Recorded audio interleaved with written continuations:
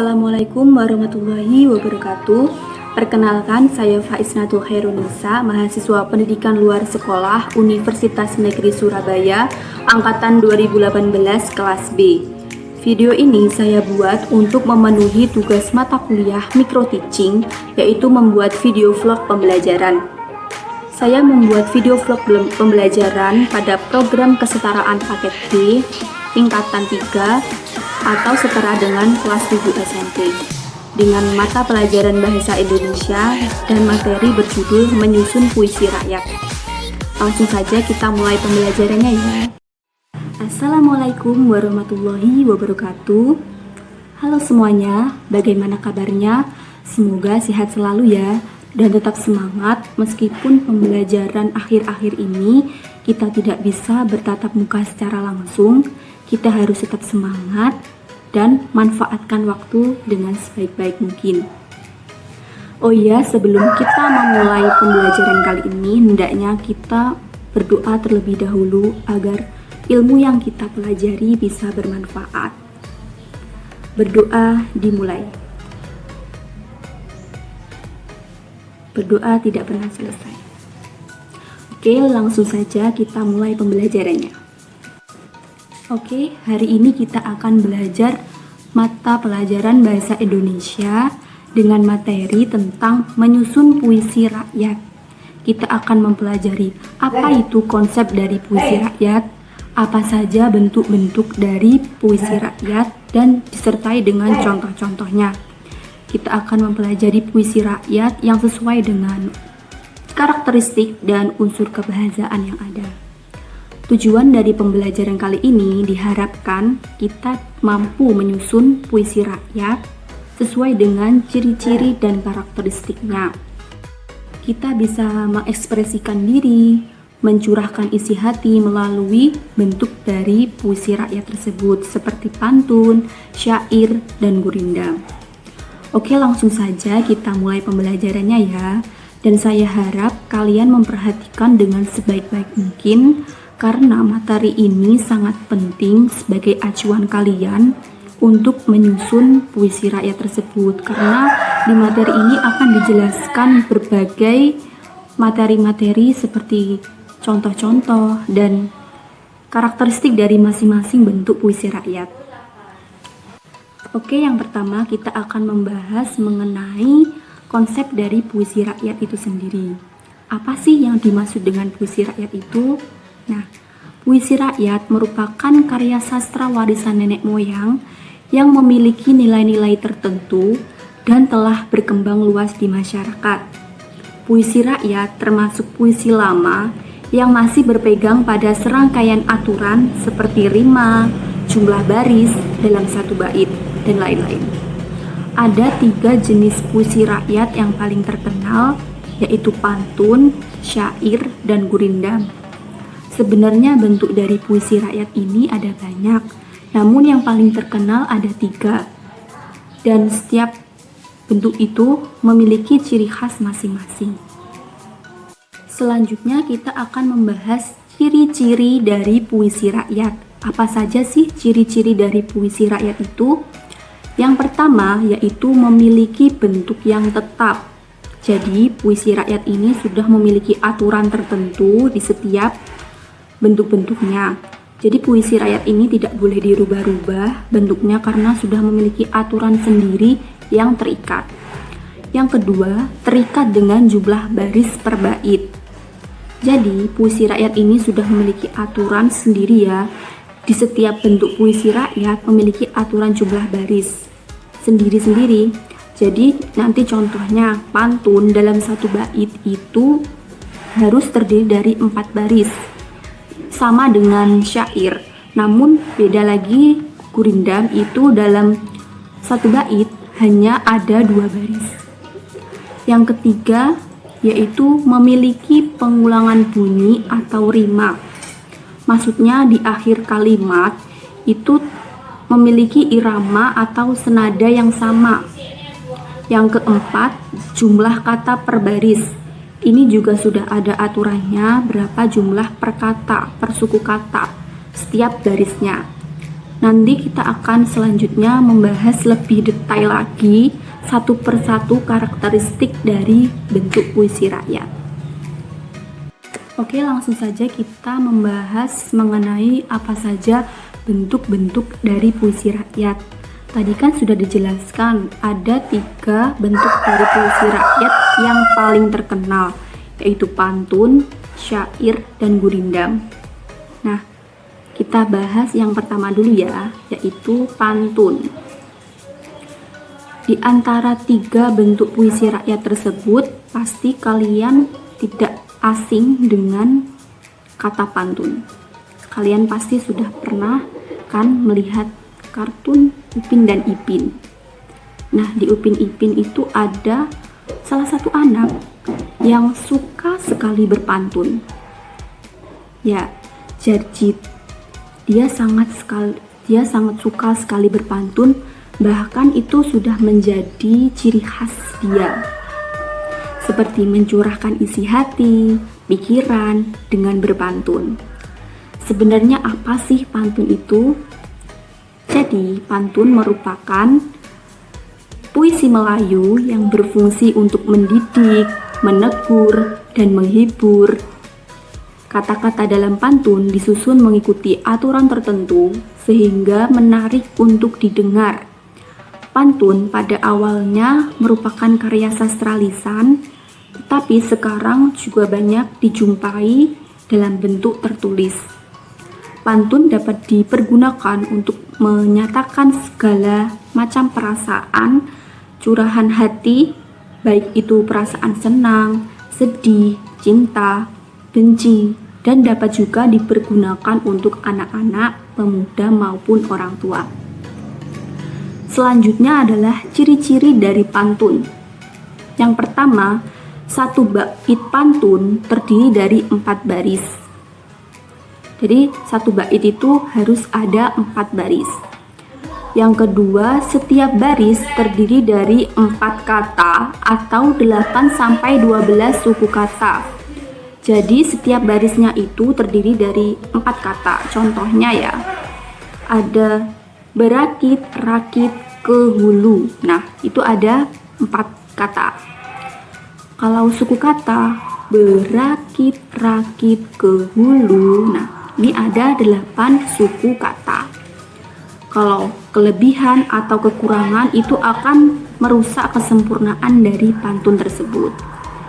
Yang ketiga, bersajak ABAB atau AAAA. Bersajak itu sama halnya dengan irama atau senada. Jadi antara baris pertama dengan ketiga itu harus sama. Kalau bersajak ABAB ya, itu baris pertama dan ketiga itu harus senada. Seumpama di akhir kalimat A, nanti baris ketiga juga A. Kalau baris kedua itu B, baris kedua itu B, nanti baris keempat juga B. Jadi senada. Yang keempat yaitu baris ke-1 dan kedua disebut dengan sampiran.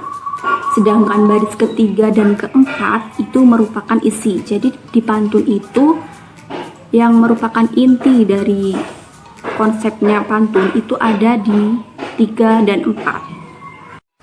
Selanjutnya, mengenai jenis-jenis pantun, saya mengambil beberapa contoh jenis pantun. Di antaranya adalah pantun jenaka, pantun teka-teki, pantun agama, dan pantun nasihat. Langsung saja kita ulas satu persatu jenis-jenis pantun ya. Yang pertama, pantun jenaka. Apa sih pantun jenaka itu? Pantun jenaka merupakan pantun yang dibuat untuk tujuan hiburan.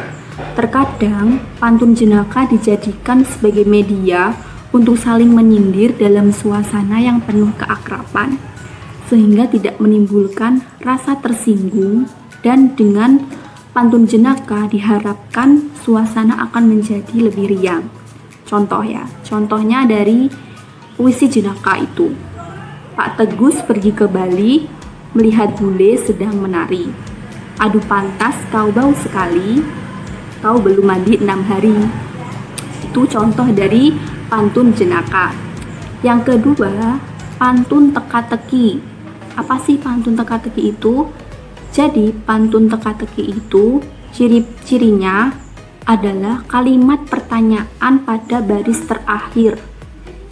Pantun ini berisi tebakan di akhir barisnya. Contoh, buah melon, buah nangka, dijual di pasar buah-buahan. Coba jawab wahai saudara, makin diisi makin ringan. Nah, jadi di akhir kalimat kita akan menjumpai bentuk tebakan-tebakan yang bisa dijawab. Yang ketiga ada pantun nasihat.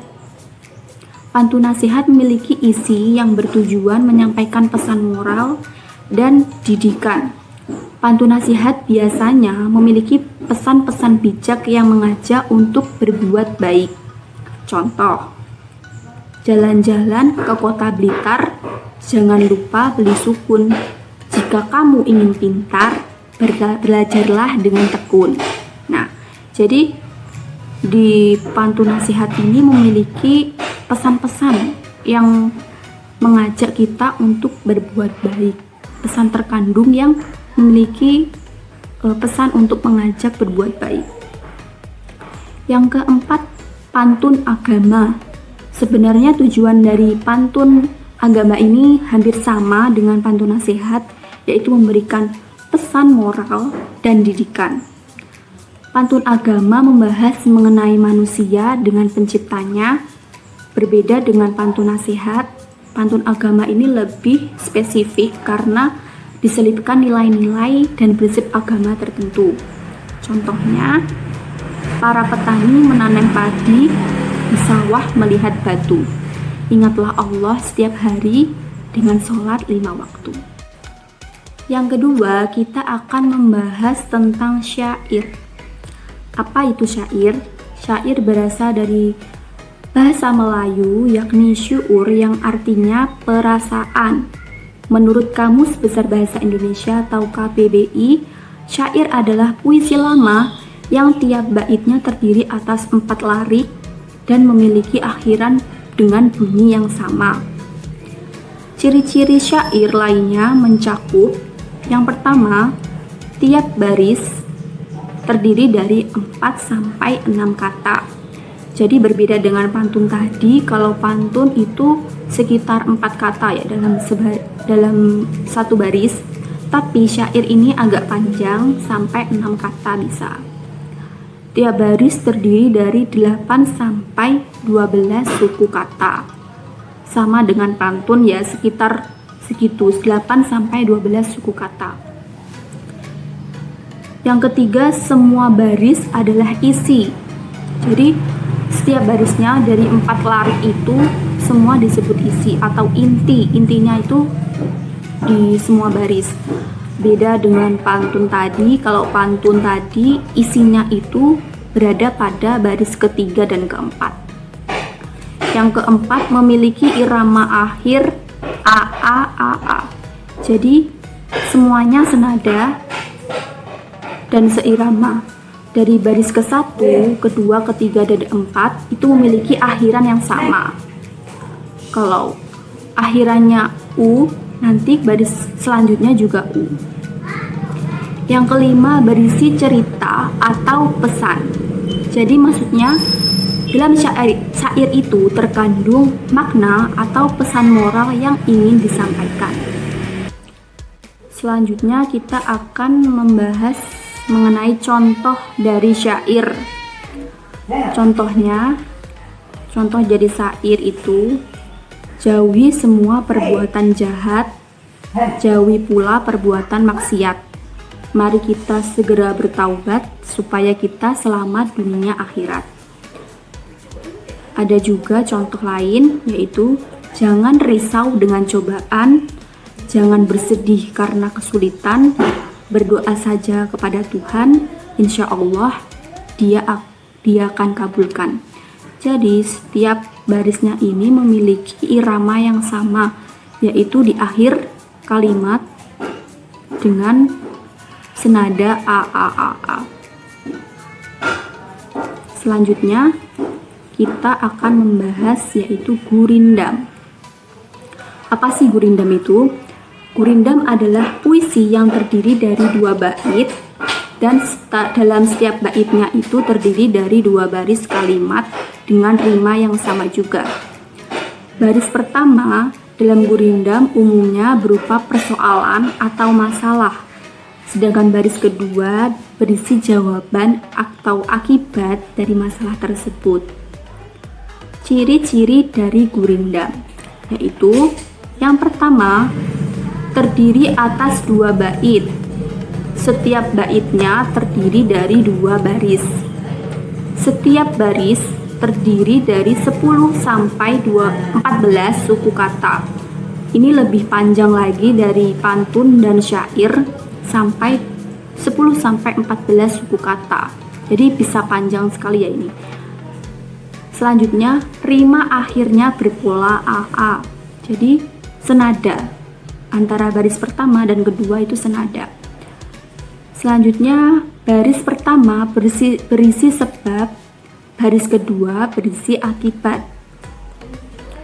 Umumnya memiliki makna petuah atau filosofi hidup. Jadi setiap baris-barisnya dalam satu bait itu memiliki makna atau pesan yang terkandung sebagai filosofi hidup. Selanjutnya kita akan membahas mengenai contoh dari gurindam. Jadi tadi gurindam ini memiliki di dalam satu bait terdiri dari 2 baris. Di setiap barisnya itu memiliki filosofi atau pesan yang terkandung. Contoh ya, sebelum berbicara, pikir dahulu agar tak melukai hati temanmu. Kalau berbicara semaumu, tentulah banyak orang yang membencimu. Nah, itu dia 3 contoh dari bentuk puisi rakyat yang paling terkenal, beserta ciri-ciri dan karakteristik masing-masing. Sebenarnya, kuncinya untuk bisa menyusun puisi rakyat itu kita harus berusaha mencoba merangkai kata-kata, lalu mencocokkan irama atau nadanya. Itu juga mampu melatih kreativitas otak kita. Jadi kita nantinya mampu menyusun sebuah puisi rakyat, entah itu pantun, syair, atau gurindam dengan baik sesuai dengan ciri-ciri dan karakteristiknya. Sebelum saya mengakhiri pembelajaran ini, saya ingin sedikit mengulas atau menjelaskan kembali merangkum materi yang telah kita pelajari hari ini. Jadi, puisi rakyat itu merupakan sebuah karya sastra yang sudah terikat oleh serangkaian aturan seperti rima, jumlah baris, bait, dan lain-lain. Puisi rakyat itu ada banyak bentuknya, namun ada 3 yang paling terkenal, yaitu pantun, syair, dan gurindam. Pantun satu bait terdiri dari 4 baris. Syair juga sama, 4 baris. Namun gurindam itu harus 2 tiap baitnya, berjumlah setiap baitnya itu terdiri dari 2 baris. Pantun jumlah kata tiap baris itu 4 kata atau 8 sampai 12 suku kata.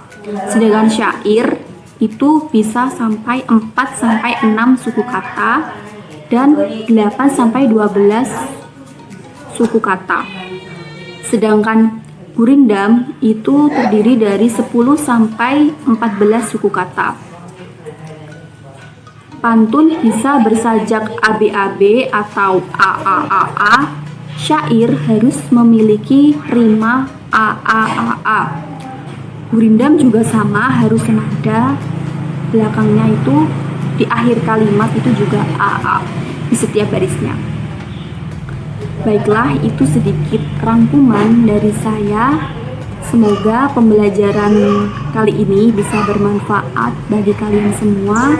Atas perhatiannya saya ucapkan banyak terima kasih. Saya akhiri. Wassalamualaikum warahmatullahi wabarakatuh.